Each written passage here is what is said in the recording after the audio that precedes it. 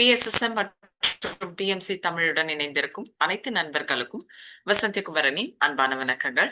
நம்ம தீனா மரியம் மேடம் எழுதிய தி untold story of சீதால இருந்து கதையை பார்த்துட்டு இருக்கோம். இப்போ நேத்து என்ன நடந்ததுன்னா, நம்ம 2 கதைகள் பார்த்தோம். குழந்தைங்களுக்கு பெட் டைம் ஸ்டோரிஸ் இரவு நேரத்துல படுக்கும் பொழுது அவங்களுக்குள்ள கதைகள் மூலமா நம்ம பல நற்பண்புகளை நம்ம விதைக்க முடியும் அப்படின்றதுக்கு தான் நாம சிறு வயதா இருக்கும்போது நமக்கு கதை சொல்லி வளர்த்தாங்க.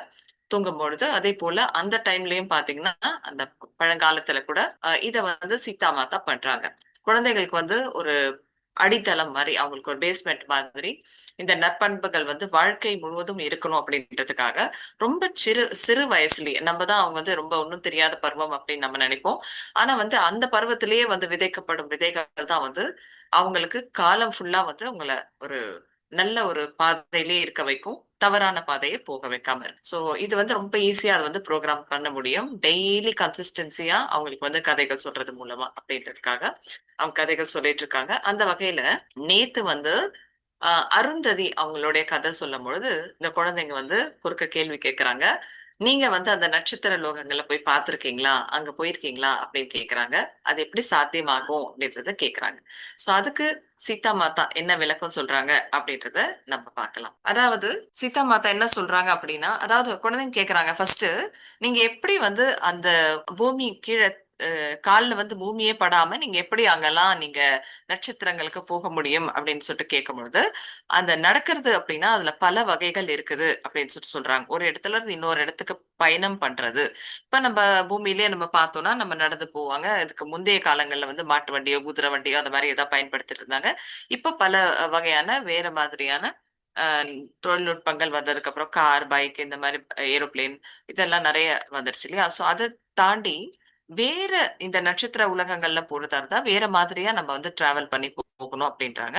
அது தியானத்தின் மூலமா அந்த மாரி பயணிப்பத, இந்த சூட்சும உடல் பயணிப்பத அவங்க அப்படி சொல்றாங்க. அப்படின்னு சொல்லிட்டு நினைக்கிறேன். சோ அதுக்கப்புறம் அவங்க என்ன சொல்றாங்க அப்படின்னா, இந்த ஒரே ஒரு பூமியில மட்டுமே உயிரினங்கள் இருக்குது அப்படின்றது கிடையாது. இந்த பிரபஞ்சத்துல இன்னும் பல இடங்கள்ல உயிர்கள் இருக்கு, உயிரினங்கள் இருக்கு அப்படின்றத சொல்றாங்க. அத பாதுகாக்க வேண்டியது நம்மளுடைய பொறுப்பு. அதனால நான் எல்லா உலகங்களுக்கும் போயிட்டு அங்க பார்த்துட்டு வருவேன். அங்க அமைதி இருக்குதா? சந்தோஷம் இருக்கா? அன்பு இருக்கா? அப்படின்றத பார்த்துட்டு வருவேன் அப்படின்னு சொல்றாங்க.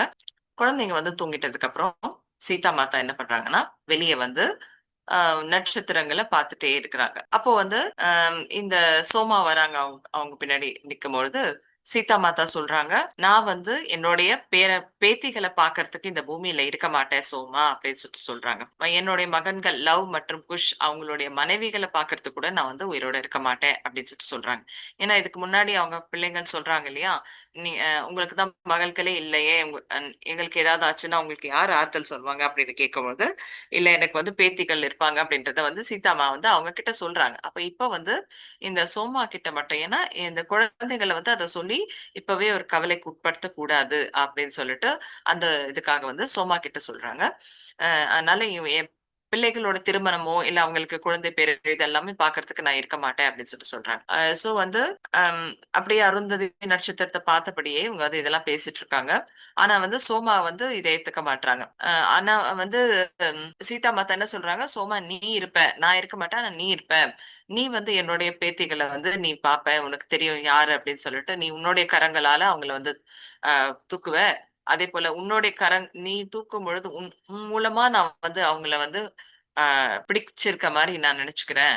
உன்னோட கைகள் மூலமா நான் அந்த ஸ்பரிசத்த உணர்றேன்" அப்படின்னு சொல்லுவாங்க. அதேபோல உன்னுடைய கண்கள் மூலமா நான் அவங்கள பார்ப்பேன் அப்படின்னு சொல்றாங்க. சோ அதேபோல என்னுடைய பேத்திகள எப்படி வளர்க்கணும் அப்படின்னா, நான் எந்த சுதந்திரத்தோட மிதிலை நகரத்துல இருந்தனோ, அந்த மாதிரி என்னுடைய பேத்திகள் வளரும். அத நீ தான் உன்னுடைய பொறுப்பு. நீ தான் பார்த்துக்கணும். எனக்கு சத்தியம் பண்ணி குடுக்குறியா? அப்படின்னு சொல்லிட்டு சீதா மாதா கேட்கறாங்க. ஆனா அ "ஏன் வாத்தா அப்படி சொல்றீங்க?" அப்படின்னு சொல்லிட்டு சோமா கேட்கறாங்க. "நீங்க இன்னமும் ஒரு இளம் பருவத்தோட தான் இருக்கிறீங்க. நல்ல ஒரு உடல் ஆரோக்கியத்த தான் இருக்கீங்க" அப்படின்னு சொல்லிட்டு சோமாக்கு இந்த ஒரு விஷயம் ரொம்ப அதிர்ச்சி ஏற்படுத்துது.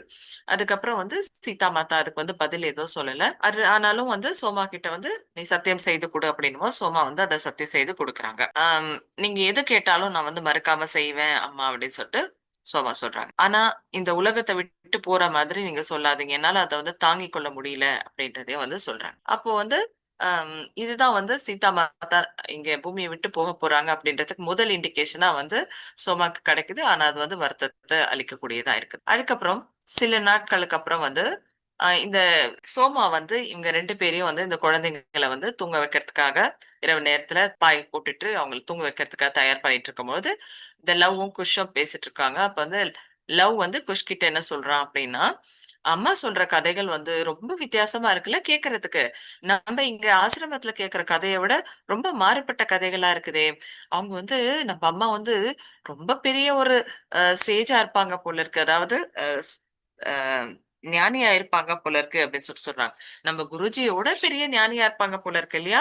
அப்படின்னு சொல்லிட்டு இந்த லவ் சொல்லும்போது, அதுக்கு வந்து இந்த குஷ் என்ன சொல்றான் அப்படின்னா, இந்த பூமியிலேயே இருக்கிற எல்லா எல்லா ஞானிகள விட, எல்லா ரிஷிகள விட நம்ம அம்மா வந்து ரொம்ப பெரியவங்களா இருப்பாங்க அப்படின்னு எனக்கு தோணுது.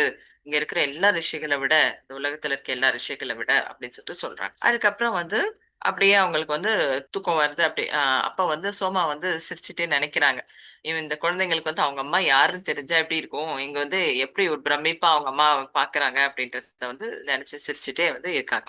அதுக்கப்புறம் வந்து இன்னும் கொஞ்சம் சில வருஷங்கள் வந்து சீதா மாதா வந்து இந்த குழந்தைங்க வளர, வளர அவங்களுக்கு வந்து வெவ்வேறு கதைகள் சொல்லிட்டே இருக்காங்க. அதேபோல ஒரு நாள் அ நைட் வந்து என்ன கதை சொல்றாங்க அப்படின்னா, சீதா மாதா வந்து அம் அகல்யா அப்படின்ற வந்து பெண் ரிஷி. அகல்யா மற்றும் வந்து கௌதம ரிஷி. அவங்களுடைய கதைய சொல்றாங்க. சோ நமக்கு எல்லாருக்கும் தெரியும். கௌதம ரிஷியும், அகல்யாவும் வந்து அவங்க கணவன் மனைவியா இருந்தாங்க. சோ இதுக்கு வந்து அவங்க வந்து இந்த கதைய வந்து சொல்ல வேண்டாம் அப்படின்னு பார்க்குறாங்க. எதுக்குன்னா, இந்த குழந்தைங்க வந்து சின்னதா இருக்காங்க. அதனால இன்னும் கொஞ்சம் வளர்ந்ததுக்கு அப்புறம் சொல்லலாம் அப்படின்னு சொல்லிட்டு. ஏன்னா இது புரிஞ்சுக்கிற நிலைமையில இவங்க இருப்பாங்களான்றது சீதா மாதாக்கு வந்து ஒரு டவுட்டா இருந்தது. ஆனா வந்து அம் இந்த குழந்தைகளே கேட்கறாங்க. எங்களுக்கு வந்து இந்த அகல்யா சேச்சோடைய, கௌதமரோட கதை சொல்லுங்க. உங்களுக்கு எப்படி தெரிஞ்சது இவங்கள பத்தி? அப்படின்னு சொல்லிட்டு சீதாம்மா கேட்கும்பொழுது, குஷ் வந்து சொல்றான், நம்ம ஆசிரமத்துல இருக்கிற ஒரு பையன் வந்து சொல்லியிருந்தான்.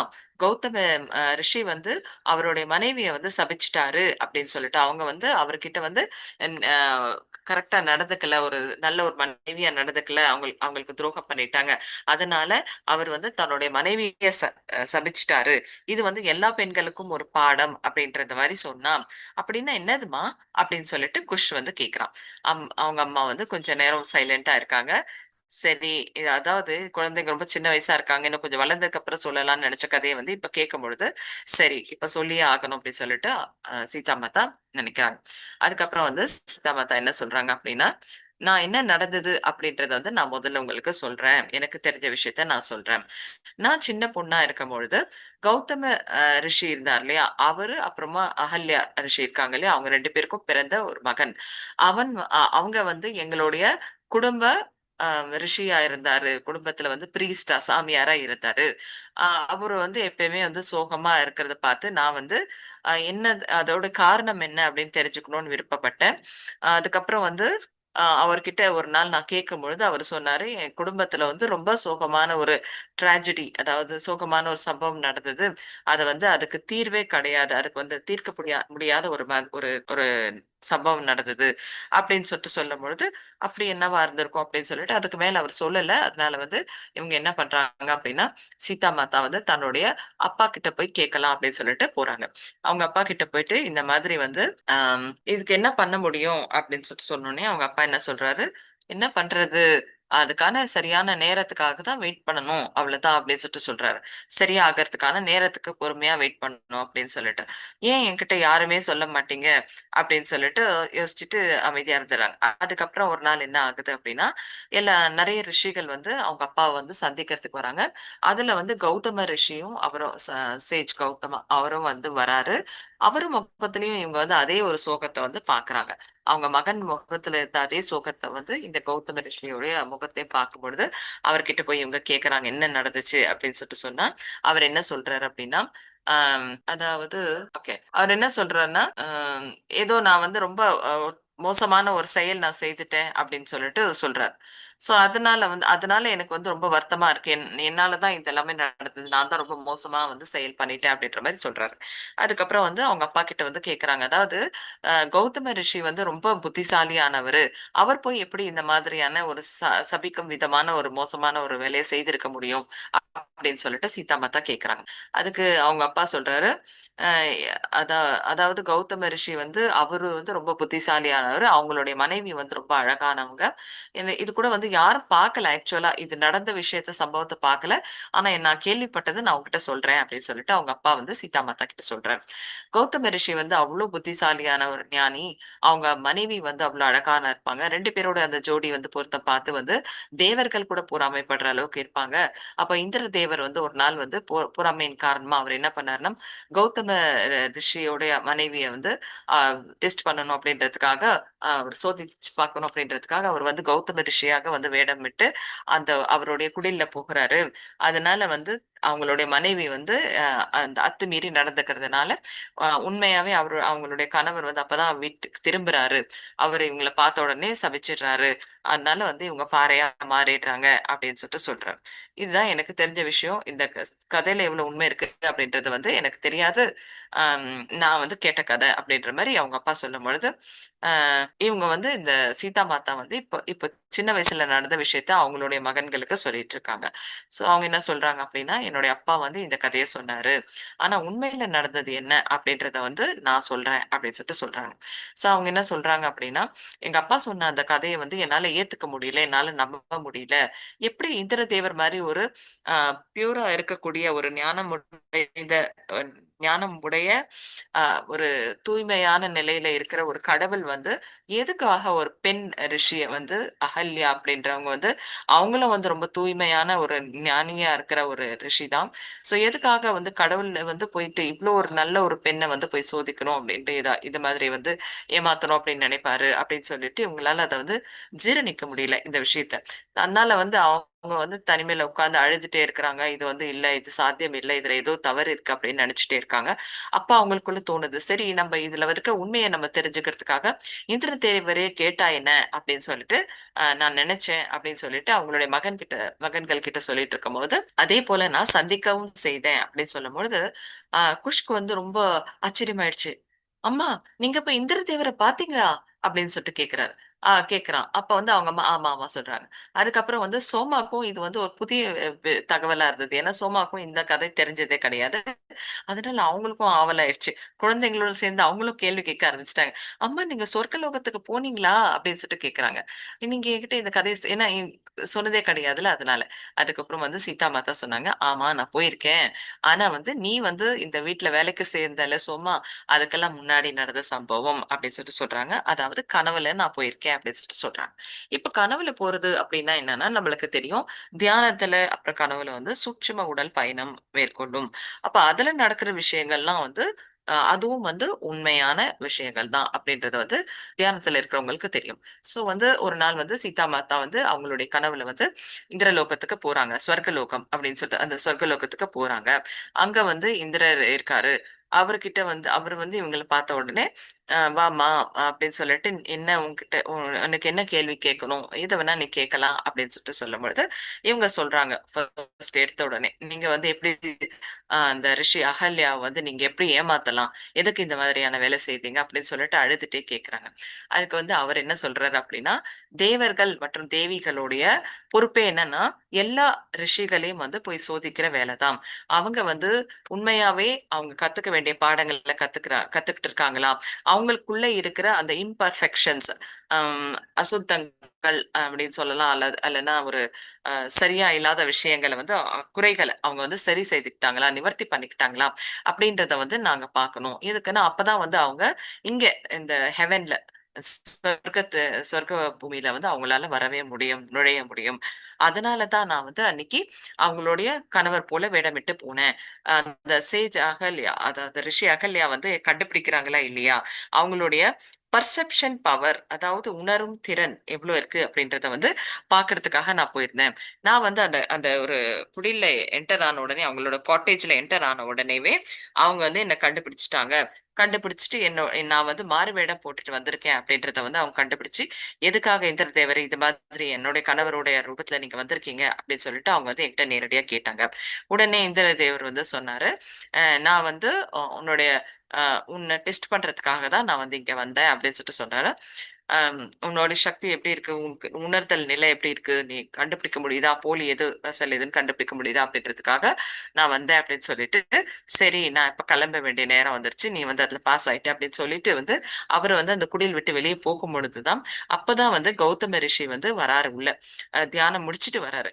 இப்ப அவர் குடில்ல இருந்து அவர் மாரியே மாறு வேடம் போட்டுட்டு இந்திரதேவர் வரத பார்த்த உடனே அவருக்கு வந்து, ஓ! நம்ம மனைவி வந்து ரொம்ப தப்பா நடந்திருக்காங்க அப்படின்றத தெரிஞ்சுக்கிறாரு.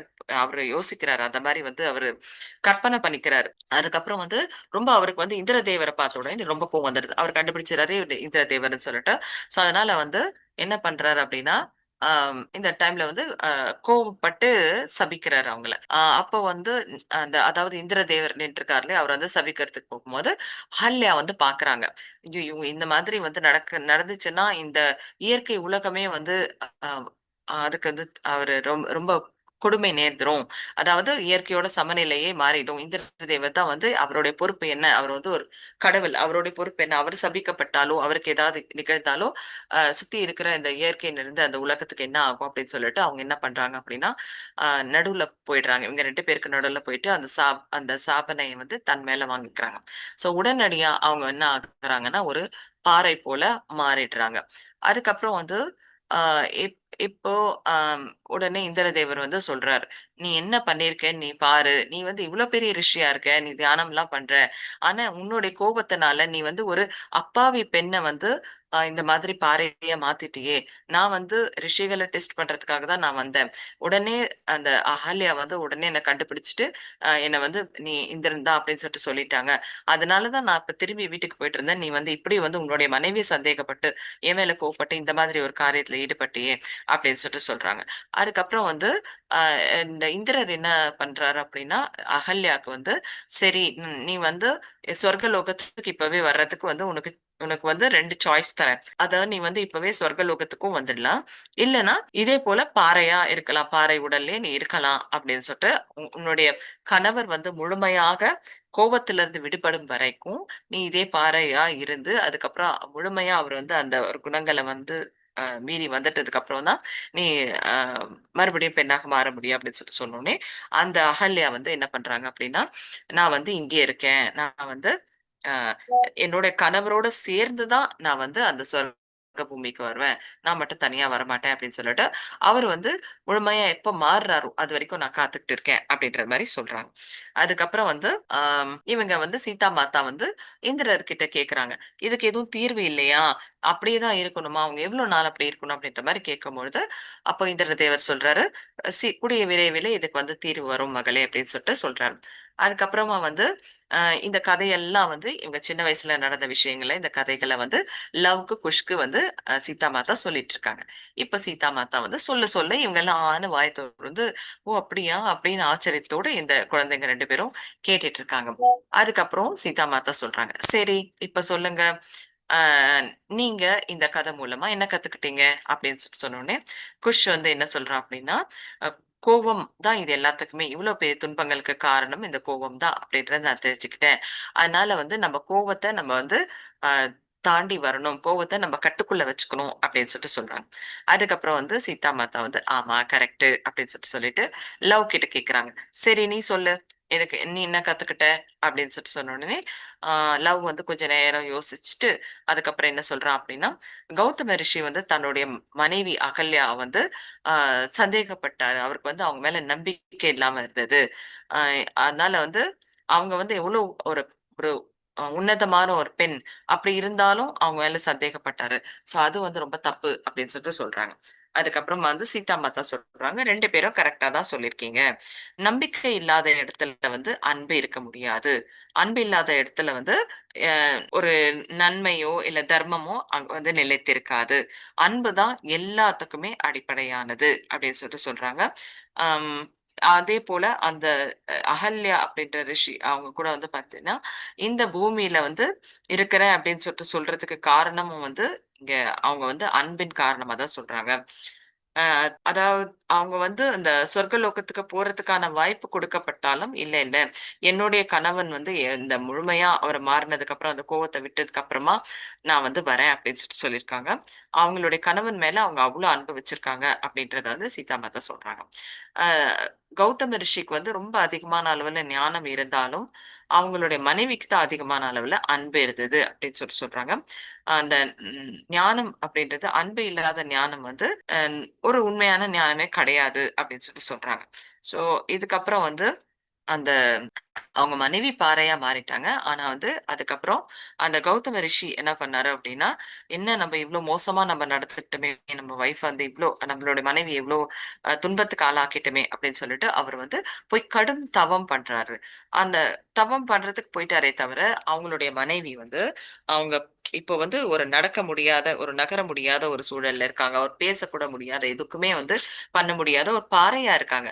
அவங்கள வந்து இவரு வந்து கவனிக்காம அவங்க வந்து அங்க போயிட்டு திரும்ப தவம் பண்ண ஆரம்பிச்சுட்டாரு. ஸோ இது வந்து இன்னொரு தவறு அவர் பண்றாரு. முதல் தவறு வந்து சபிக்கிறது. இன்னொன்னு வந்து மனைவிய அங்கேயே விட்டுட்டு அவர் வந்து அங்க போய் தவம் பண்றாரு. அ அதுக்கப்புறம் வந்து இவ்ளோ அவருக்காக வந்து சாக்ரிஃபைஸ் பண்ண அவங்களுடைய மனைவி, விட்டு குடுத்த அ அ மனைவிய வந்து அவர் புறக்கணிச்ச மாரி தான் ஆயிடுச்சு. ஆனாலும் வந்து தேவிகள் இருக்காங்க இல்லையா? அ அவங்கலாம் என்ன பண்றாங்க அப்டின்னா, இவங்க உயிரோட இருக்கிறதுக்காக, அகல்யா ரிஷி உயிரோட இருக்கிறதுக்காக, அந்த நேரத்துல அவரு வந்து அங்க போய் தவம் பண்ற நேரத்துல, அவங்கலாம் வந்து இவங்களுக்கு பாதுகாப்பா இருந்து, அவங்க வந்து உயிரோட இருக்கிறதுக்காக உதவி செய்றாங்க. அதுக்கப்புறம் பல வருடங்கள் ஆச்சு. இந்த ரிஷி வந்து தனக்குள்ள அந்த அன்ப வந்து வளர்த்துக் கொள்வதற்காக, அ அதுக்கு கடைசி துளி வரைக்கும் அந்த அந்த கோவம், அப்புறமா வந்து இந்த சந்தேகம், இத விட்டு எடுக்கிறதுக்கு விட்டு விடுறதுக்காக அவருக்கு வந்து பல வருஷங்கள் ஆச்சு அப்படின்னு சொல்றாங்க. அதுக்கப்புறம் வந்து சீதா மாதா வந்து குழந்தைங்க கிட்ட சொல்றாங்க. அதாவது ரிஷிகள் வந்து அ தவம் பண்றது மூலமா மேன்மை அடையறாங்க. ஆனா, அவங்களுடைய அ இதயத்த வந்து இதயத்துல இருக்கிற அந்த அன்ப வெளிப்படுத்தினா தான் வந்து, அது வந்து சரியா இருக்கும்.